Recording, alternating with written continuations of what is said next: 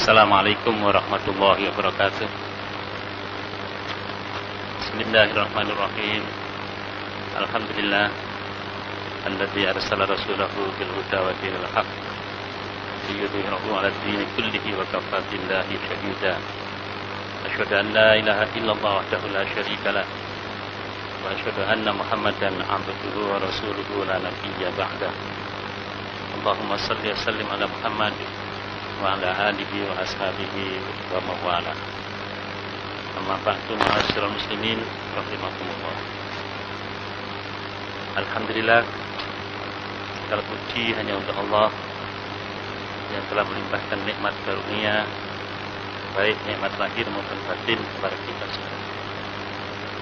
Semoga kita menjadi hamba-hamba Allah yang senantiasa bersyukur dan mampu meningkatkan kesyukuran kita kepada Allah Subhanahu wa taala, sehingga Allah menambah nikmatnya kepada kita semua dalam hidup ini, dan kita termasuk orang yang berbahagia.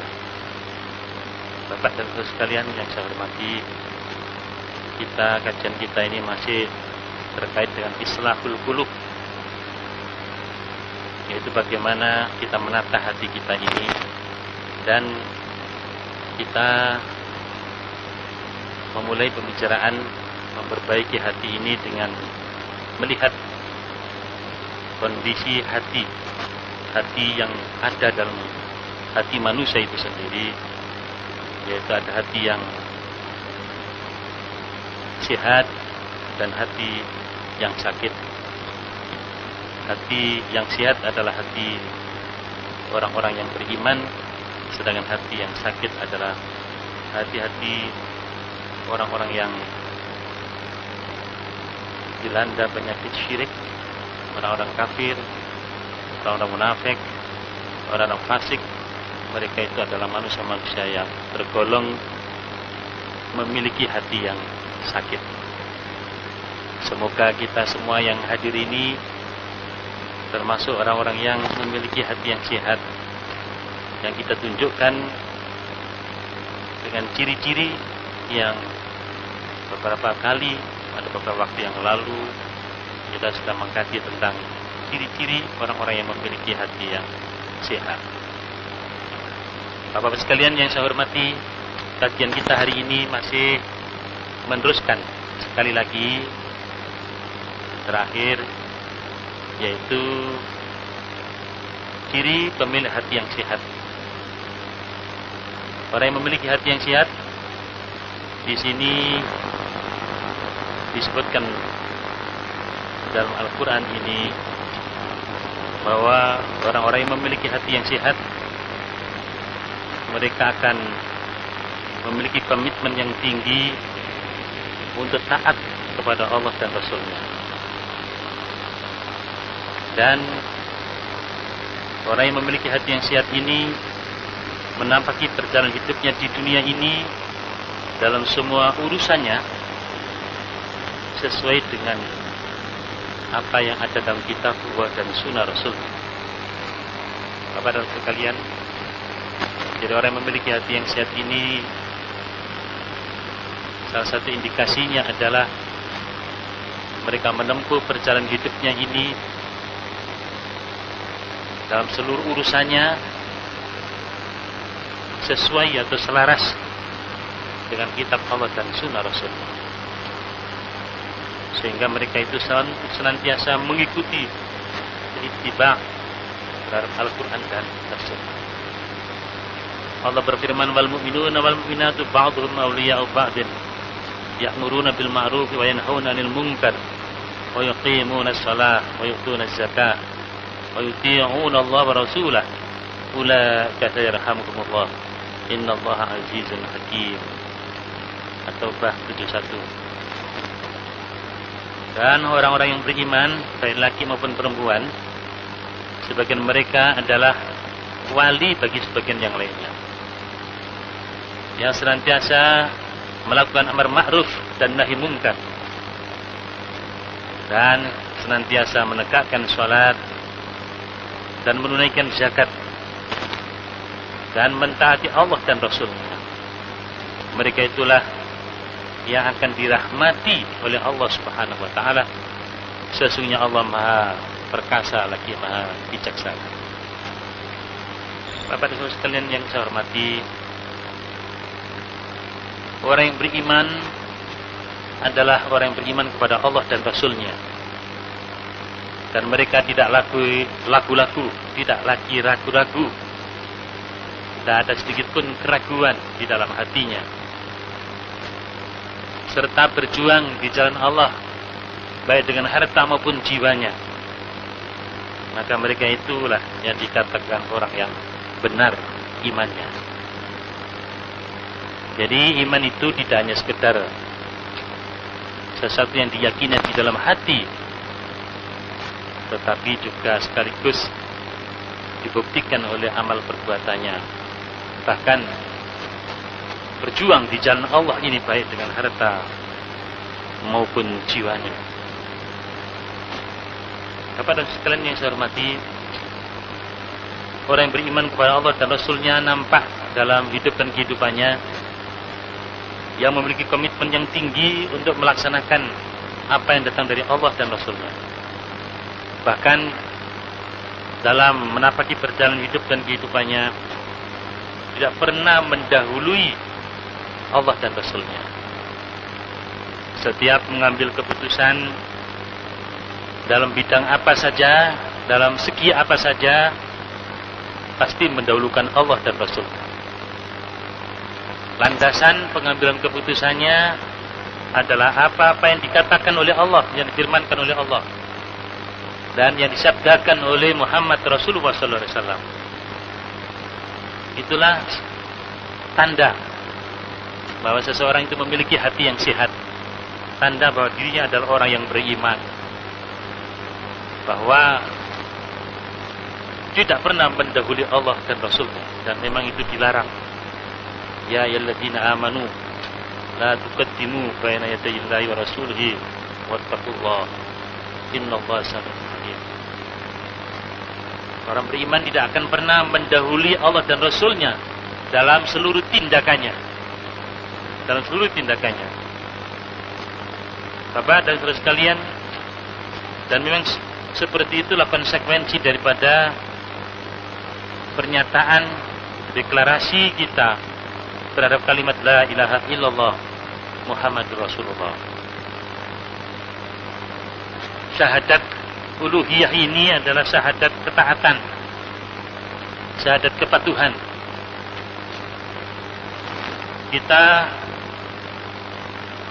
menundukkan diri, berserah diri kepada Allah, kepada Rasul-Nya.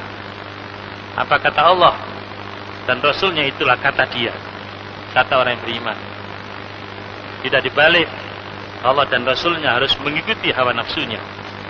Artinya Allah dan Rasul-Nya harus mengikuti selera dirinya. Tidak seperti itu orang yang beriman. Orang yang beriman dirinya merasa tidak tahu, merasa bodoh di hadapan Allah dan Rasul-Nya. Tidak merasa pinter di hadapan Allah dan Rasul-Nya. Sehingga bila Allah berfirman, Rasulullah bersabda, maka Bapak dan sekalian orang yang beriman siap tanpa reserve menerima, melaksanakan dan memperjuangkan apa adanya apa yang difirmankan oleh Allah dan Rasul-Nya, tanpa merubah sedikit pun, tanpa menyesuaikan dengan keinginannya, kemauan hawa nafsunya, sama sekali tidak. Bahkan hawa nafsunya ditundukkan kepada Allah dan Rasul-Nya.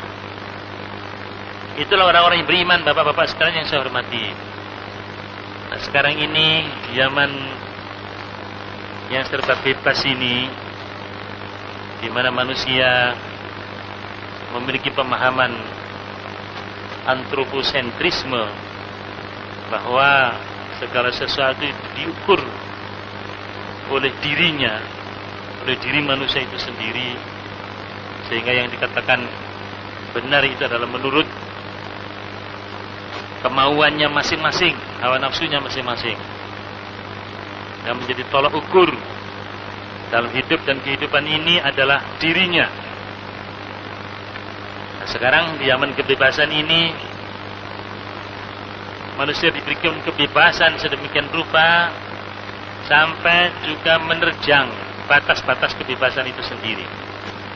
Yang mestinya otoritas kewenangan yang berupa kebebasan atau kemerdekaan yang diberikan kepada manusia itu digunakan untuk memahami ilmu Allah yang ada di dalam kehidupan ini, baik itu ayat kauniyah maupun qauliyah, sehingga kebebasannya itu sampai kepada kebenaran yang mutlak, yaitu wahyu itu sendiri, Al-Quran dan As-Sunnah itu sendiri. Sehingga ketika wahyu Al-Quran dan As-Sunnah ini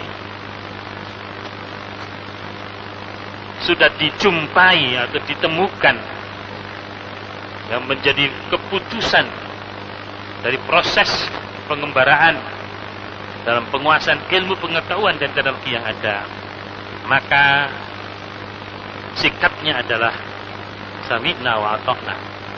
Sikapnya mendengar dan taat apa yang dikatakan oleh Allah dan Rasulnya atas dasar ilmu, bukan taat tanpa dasar, tanpa hujjah. Jadi apa yang dikatakan oleh Allah dan Rasulnya merupakan kebenaran absolut, kebenaran mutlak. Sedangkan potensi yang ada dalam diri manusia yang berupa pendengaran, penglihatan dan hati nurani yang kita kenal dengan akal adalah merupakan sebuah alat yang diberikan oleh Allah, yang dikaruniakan oleh Allah kepada manusia ini untuk digunakan membaca, meneliti, memahami, mengetahui, melihat, menimbang sampai pada sebuah keputusan terhadap kalimat la ilaha illallah Muhammad Rasulullah. Jadi kalimat la ilaha illallah Muhammad Rasulullah adalah merupakan sebuah diktum keputusan dari sebuah proses perjalanan akal manusia. Maka ujung-ujungnya adalah kalimat la ilaha illallah.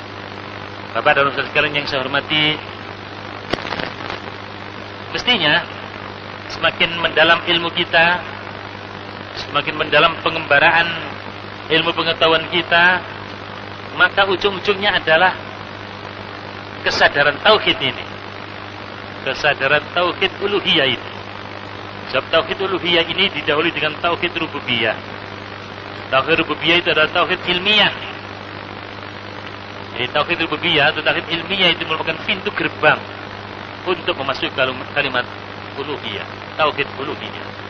Karena itu orang Islam adalah orang yang mengambil keputusan untuk berserah diri kepada Allah dan Rasulnya setelah pertimbangannya matang.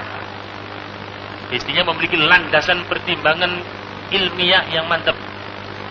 Setelah melihat, menimbang, baru memutuskan. Jadi kalau kita sudah bersyahadat dengan kalimat la ilaha illallah Muhammad Rasulullah adalah merupakan keputusan final yang tidak bisa diganggu gugat oleh apapun dan siapapun.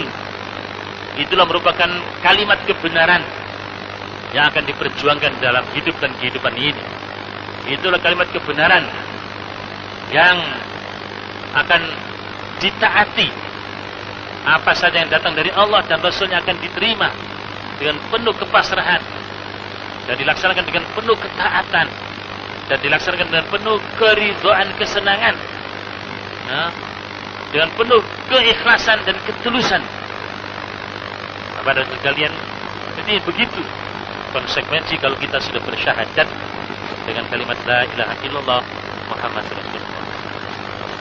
Sehingga Bapak dan Saudara sekalian yang berbahagia, orang yang sudah bersyahadat dengan kalimat la ilaha illallah Muhammad Rasulullah, maka hidupnya hanya dibangun di atas landasan Al-Quran dan As-Sunnah. Dan itulah yang menjadi pekerjaan hidupnya selama hayat di kandung badan. Dia tidak hidup dan mati kecuali membawa kalimat ini, kecuali membawa kalimat la ilaha illallah Muhammad Rasulullah. Karena itu seluruh gerakan hidupnya, artinya seluruh kegiatannya, aktivitasnya, pengorbanannya, perjuangannya adalah dalam rangka mengibarkan kalimat la ilaha illallah Muhammadur Rasulullah. Hidupnya hanya satu saja, yaitu untuk beribadah kepada Allah sebagaimana yang dicontohkan oleh Muhammad Rasulullah SAW. Bapak-bapak dan sekalian yang saya hormati, bila kenyataan hidup kita seperti itu, maka itu sudah menunjukkan atau mengindikasikan bahwa kita ini sehat rohani kita, waras jiwa kita. Kita memiliki hati yang salim, yang dikenal dengan qalbun salim. Jika tidak, artinya hidup dan kehidupan kita ini bukan dalam rangka untuk beribadah kepada Allah seperti yang dicontohkan oleh Muhammad Rasulullah SAW, maka kita ini sakit jiwa kita, sakit batin kita, sakit hati kita. Dan Allah menambah sakit terhadap orang yang sudah sakit batinnya seperti itu. Tetapi kalau orang istiqomah di jalan Allah, maka semakin sehat, semakin tercerahkan, dan semakin tercerahkan. Terus menerus seperti itu. Jadi kebaikan yang dilaksanakan karena mereka melaksanakan perintah Allah dan Rasulnya, maka itu akan menambah kebaikan yang baru lagi, akan menambah energi baru lagi untuk berbuat baik. Terus begitu, sehingga kerja orang yang memiliki hati yang sehat ini akan semakin besar pengaruh kebaikannya dalam hidup dan kehidupan ini. Begitu dan seterusnya dan seterusnya. Beda dengan orang yang memiliki hati yang sakit. Kalau orang hati yang sakit, akhirnya perbuatannya sakit, perbuatannya jelek, maka itu akan semakin nyandu, semakin addicted. Orang yang merokok, katakan begitu, semakin merokok. Orang yang minum, semakin ketagihan. Orang yang mau limau, oh gitu terus semakin tuh. Sehingga Bapak dan Saudara sekalian berbahagia. Orang yang sakit hatinya sehingga melakukan perbuatan amar maksiat,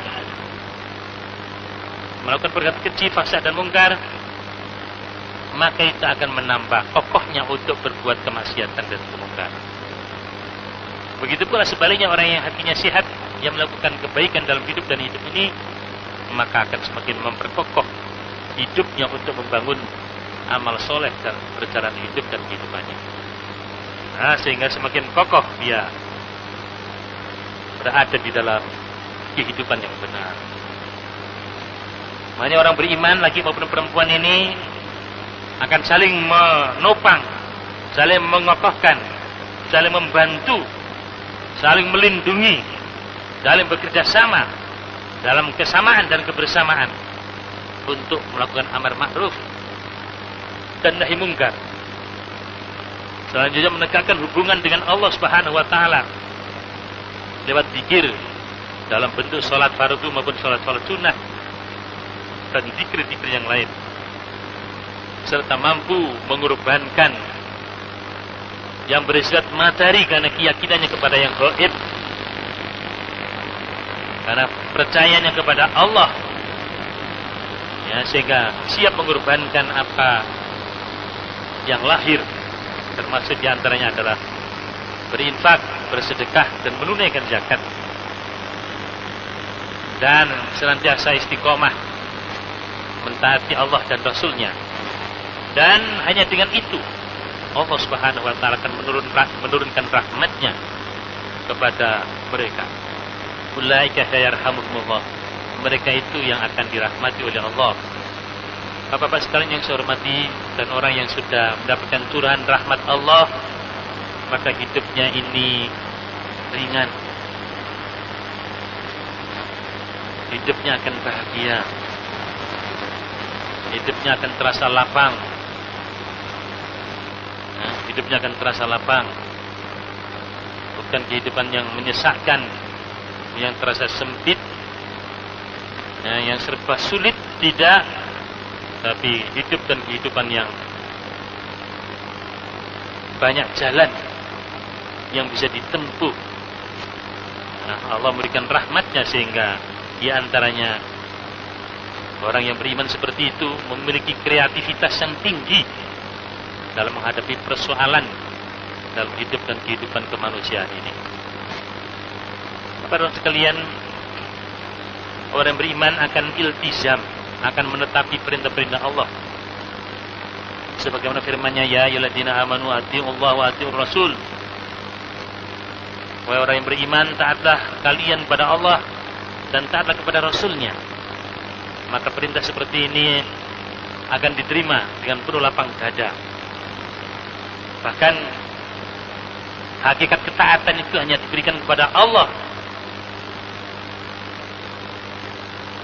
bukan lainnya. Ketaatannya kepada Rasul karena perintah Allah.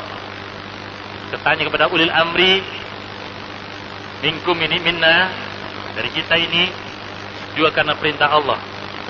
Sehingga hakikat taat itu adalah kepada Allah Subhanahu wa taala. Sebagaimana dicontohkan oleh Nabi, seluruh perjalanan hidup dan kehidupannya hanya dalam rangka menunjukkan ketaatan dan kepatuhannya kepada Allah Subhanahu wa taala. Perjalanannya ditujukan sebagai pengabdian yang paripurna kepada Allah Subhanahu wa taala. Allah juga berfirman, "Wa ma ataakumur rasulu fakhuduhu wa ma nahakum anhu fantahu wattaqullaha innallaha syadidul iqab." Dan apa yang dibawa oleh Rasul kepada kalian, maka ambillah. Dan apa yang dilarang oleh Rasul untuk kalian, fantahu, maka tinggalkanlah. Wattaqullah, dan bertakwalah kepada Allah. Jadi apa yang dibawa oleh Rasulullah Muhammad SAW, maka itu harus kita tegakkan, harus kita laksanakan, harus kita ambil, kita gunakan, kita jadikan sebagai syariat, jalan hidup dalam menapaki perjalanan ini. Begitu pula apa yang dilarang oleh beliau, maka harus kita tinggalkan. Dan kita diperintahkan untuk bertakwa kepada Allah. Artinya, kalau kita diperintahkan oleh Allah untuk taat kepada Rasul-Nya, maka kita juga harus melaksanakan perintah ini untuk mentaatinya. Jika tidak, maka Allah menyatakan, innallaha syadidul iqab, sesungguhnya Allah itu amat keras siksa. Bapak-bapak sekalian, dengan taat kepada Rasul, maka hakikatnya adalah taat kepada Allah. Allah sendiri juga mengatakan, mayyuti'ir rasulah faqad ata'a Allah.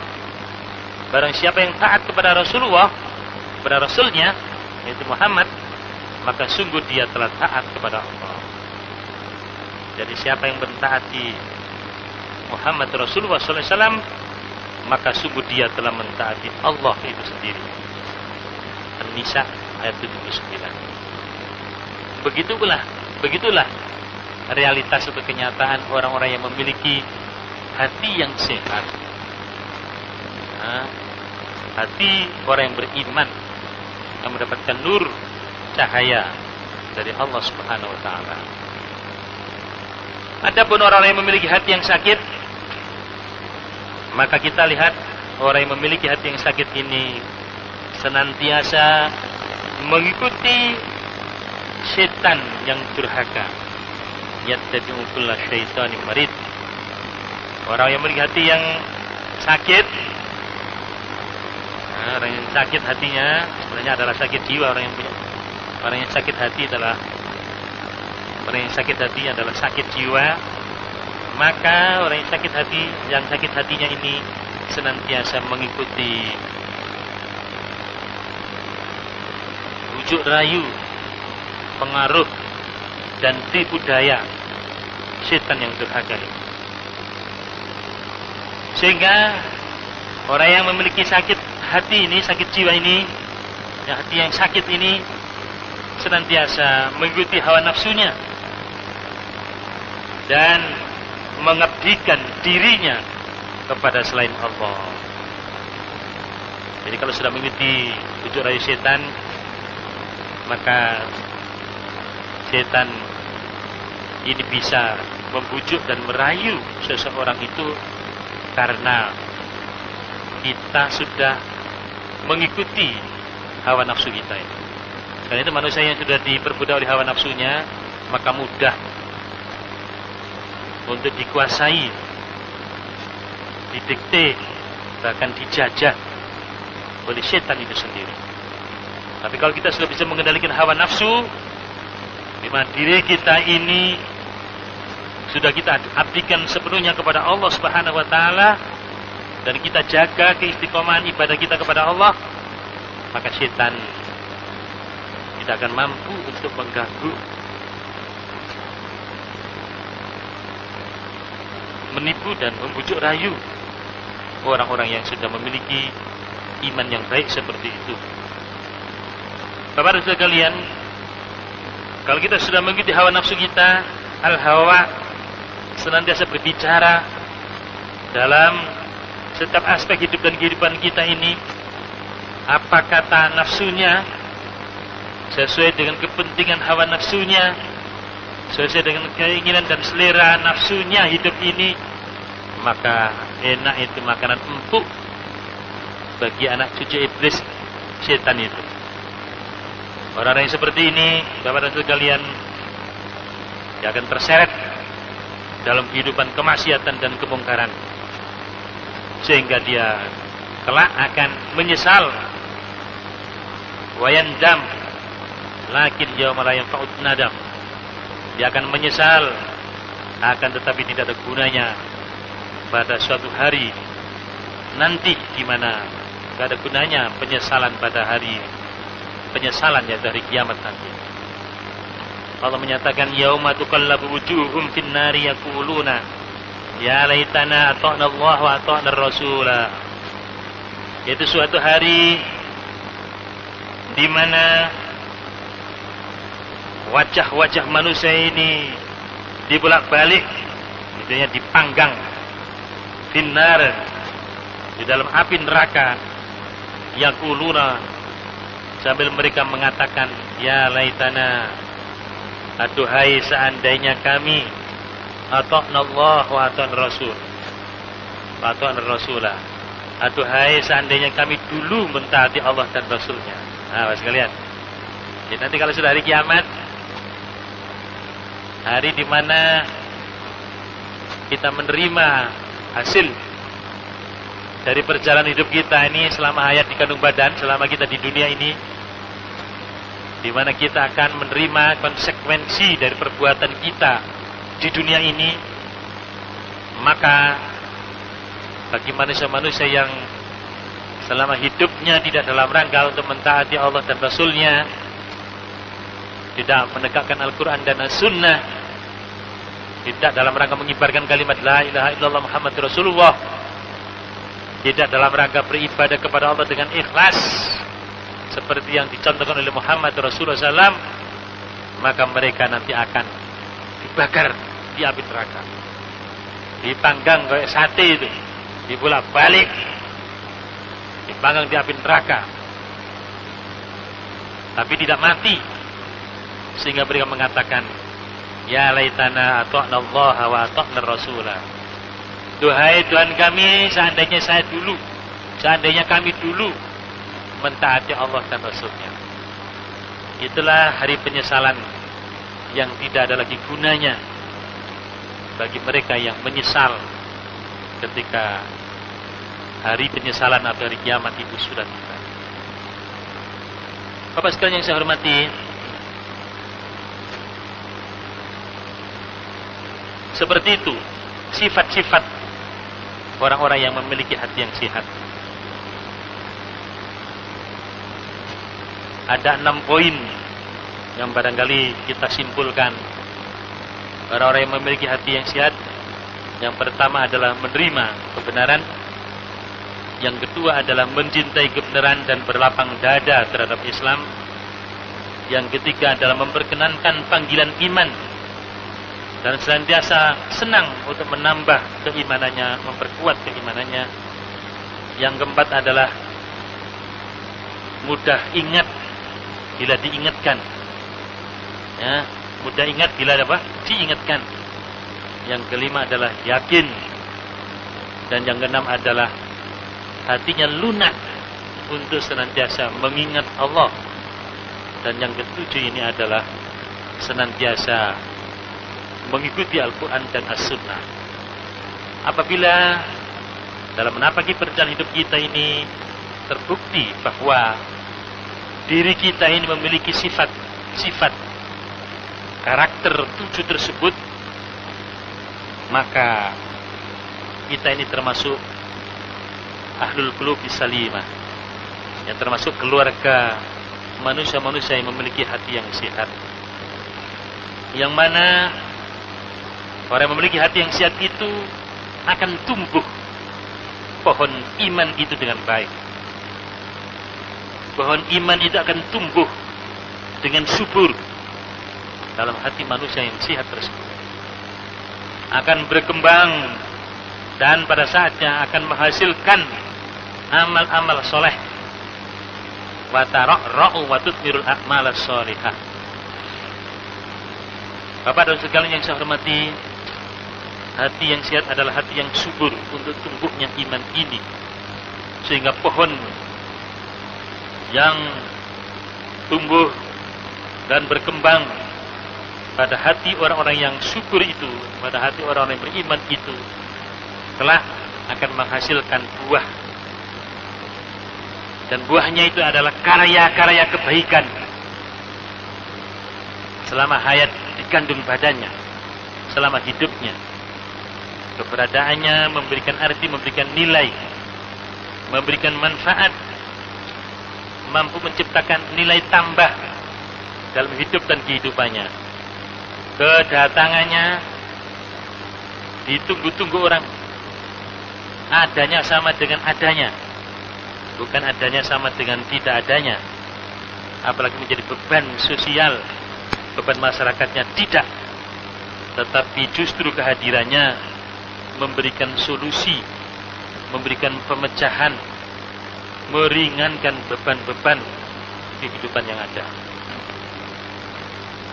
Bapak dan sekalian, sebaliknya orang-orang yang memiliki hati yang sakit, hati yang tidak sehat, maka itu seperti tanaman yang hidup di tanah tandus, yang semakin merana hidupnya, kehidupannya, ya, mengkhawatirkan, mencemaskan, dan membuat repot.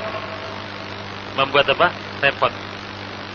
Itulah tanda-tanda kalau kita ini memiliki hati yang tidak sehat, alias hati yang sakit. Karena itu Bapak dan sekalian, penting sekali kita ini menjaga, merawat, dan membangun hati ini.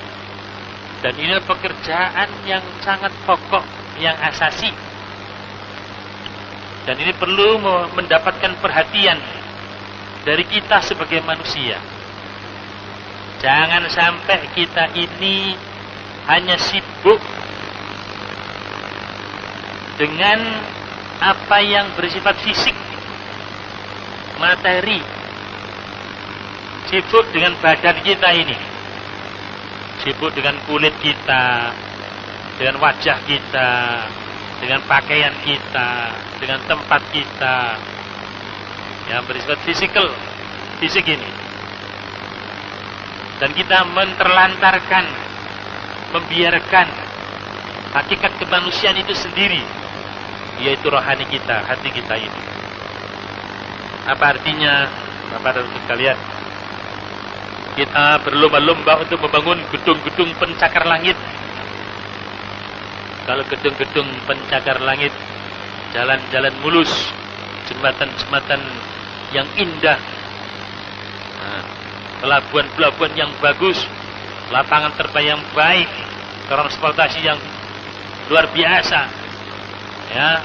Tapi itu digunakan, dipakai oleh manusia-manusia yang sakit jiwanya. Yang sakit apa? Jiwanya.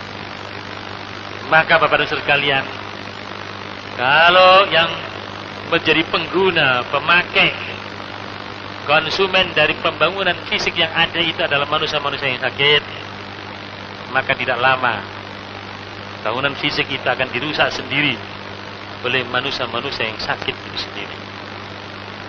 Tidak akan melahirkan kebaikan dan kemanfaatan, bahkan akan semakin menyengsarakan hidup dan kehidupannya. Karena itulah Bapak dan sekalian yang saya hormati, kalau kita lihat kenyataan kehidupan manusia zaman sekarang ini, maka manusia sangat dominan hanya memberikan perhatian kepada pembangunan fisik dan kurang bahkan membiarkan pembangunan rohaninya. Kita lihat sekolah saja, sekolah dari prekum sampai perguruan tinggi itu semuanya yang paling dominan adalah dalam rangka untuk mengenal, memahami dunia fisik, dalam rangka menguasai materi, tidak dalam kerangka untuk membangun manusia yang utuh sehingga rohaninya sehat dan melahirkan manusia-manusia pembangun dalam arti yang sesungguhnya. Padahal Bapak sekalian berbahagia kalau kita lihat sekarang ini, amat berat kalau manusia sudah sakit itu. Apalagi kalau dia menjadi pengambil keputusan dalam kehidupan berbangsa, bernegara. Ya, kalau pemimpin-pemimpin kita ini adalah orang yang sakit jiwanya, orang yang sakit hatinya, atau dalam kata lain adalah orang-orang yang tidak beriman, maka keputusan-keputusannya itu pasti didasarkan oleh hawa nafsunya, oleh kepentingan dirinya, kepentingan keluarganya, kepentingan kelompoknya, golongannya, partainya. Ya, maka menjadi tidak tulus, tidak bersih, dan keputusannya tidak akan melahirkan keberkahan. Dan itulah yang terjadi, Bapak dan Ibu sekalian. Nah, apabila masyarakatnya sudah sakit, karena pemimpinnya juga sudah sakit, karena gurunya juga sakit istilahnya, maka di sini, ya Bapak dan Ibu sekalian, kehidupan yang seperti itu adalah kehidupan yang tunggu saja ajalnya. Ya, tunggu saja apa? Ajalnya. Karena itu di dalam Islam ini dikatakan bahwa masyarakat itu akan sehat apabila memang masyarakat itu terorientasikan oleh wahyu, oleh Quran dan Sunnah. Jadi poros gerakannya itu adalah wahyu ini, Quran dan Sunnah. La ilaha illallah Muhammad Rasulullah. Itu yang akan melahirkan masyarakat yang sehat dan menyehatkan. Kalau manusia ini poros gerakannya adalah nafsu manusia, kepentingan manusia, maka akan melahirkan masyarakat yang sakit. Apalagi kalau manusia itu poros gerakannya adalah materi, maka sesungguhnya manusia itu sudah di kalang tanah. Hakikatnya masyarakat tersebut adalah masyarakat yang mati. Ini menurut penelitian para pakar sosial. Pakar apa? Begini. Jadi kalau masyarakat itu terorientasikan oleh wahyu, oleh Quran dan Sunnah, hidupnya ini hanya mengabdi kepada Allah seperti Muhammad Rasulullah dan sahabatnya, beberapa sahabat yang silam, maka itulah masyarakat yang sehat. Dan kalau manusia ini sudah mengikuti selera hawa nafsunya, sehingga melahirkan kelompok-kelompok yang saling bertentangan, aliran-aliran yang saling bertentangan, karena manusia yang menjadi porosnya, ya, zaman sekarang ini antroposentris ini manusia menjadi porosnya itu, maka akan melahirkan manusia-manusia yang sakit. Selanjutnya, kalau manusia itu poros gerakannya adalah materi, dia bekerja demi materi, untuk materi, karena takut kehilangan materi, takut tidak dapat materi, karena kecintaannya kepada materi, karena bersandar hidupnya kepada materi. Masya Allah, Bapak dan Ibu sekalian. Jadi kalau materi sudah menjadi poros gerakan hidupnya, maka sebenarnya manusia yang masyarakat tersebut sudah di kalang tanah. Kata Nabi, takdir arba'an, maka takdirkan saja dengan takdiran. Hakikatnya masyarakat itu sudah mati, tidak akan mampu melahirkan masyarakat yang berbudaya, masyarakat yang berperadaban. Tidak mungkin, itu masyarakat yang mati. Karena itu kalau kita ingin membangun masyarakat ini dengan benar, maka seperti firman Allah, innallaha la yughayyiru ma biqaumin hatta yughayyiru ma bi anfusihim. Sesungguhnya Allah tidak akan merubah suatu kaum, suatu bangsa sebelum mereka merubah apa yang ada di dalam dirinya. Baik, innallaha la yughayyiru ma biqaumin hatta yughayyiru ma bi anfusihim. Dzalika bi anna Allah lam yughayyiru. Dzalika bi anna Allah lam yughayyiru nikmatan anwa'i. Ya seperti ini. Sehingga Allah tidak akan merubah satu kaum sebelum mereka merubah apa yang ada di dalam dirinya. Dzalika bi anna Allah lam yughayyiru. Dzalika bi anna Allah lam yakum mughayyiran nikmatan an'amaha hatta yughayyiru ma bi anfusihim. Itu kalau positif. Jadi intinya adalah hati ini. Intinya adalah apa? Hati ini. Jadi kalau kita ingin memperbaiki, merubah masyarakat ini, maka hati kita ini harus mendapatkan perhatian. Begitu pula Rasulullah SAW juga bersabda, ala inna fil jasadi mudghah idza salahat salahal jasadu kulluhu wa idza fasadat fasadal jasadu kulluhu ala wahyal qalb. Ingatlah sesungguhnya di dalam jasad manusia ini ada segumpal darah. Jika baik segumpal darah itu, maka baiklah seluruh jasad semuanya. Dan jika rusak segumpal darah tersebut, maka rusaklah seluruh jasad yang ada. Ala wahyal qalb. Ingatlah bahwa segumpal darah itu adalah hati. Ya. Jadi masalah rohani kita ini yang perlu mendapatkan perhatian dari kita semua. Semoga Bapak dan Saudara sekalian, dengan kehadiran Bapak dan Saudara sekalian di majlis taklim seperti ini, menunjukkan bahwa kita ini adalah orang yang memiliki hati yang sehat, yang ingin senantiasa mendapatkan bimbingan dan petunjuk dari Allah Subhanahu wa Ta'ala, agar hati kita semakin kokoh kesehatannya, sehingga kita mampu untuk mengukir prestasi di dalam hidup ini untuk beramal saleh. Demikian yang dapat kami sampaikan dalam kesempatan ini. Bab ini selesai, kita akan masuk bab berikutnya pada masa yang akan datang. Kita sudahi dengan doa kepada majelis. Subhanakallahumma wa bihamdika asyhadu an la ilaha illa anta astaghfiruka wa atubu ilaik. Wa sallallahu ala Muhammadin wa alihi wa sahbihi ajma'in. Walhamdulillahirabbil alamin. Assalamualaikum warahmatullahi wabarakatuh.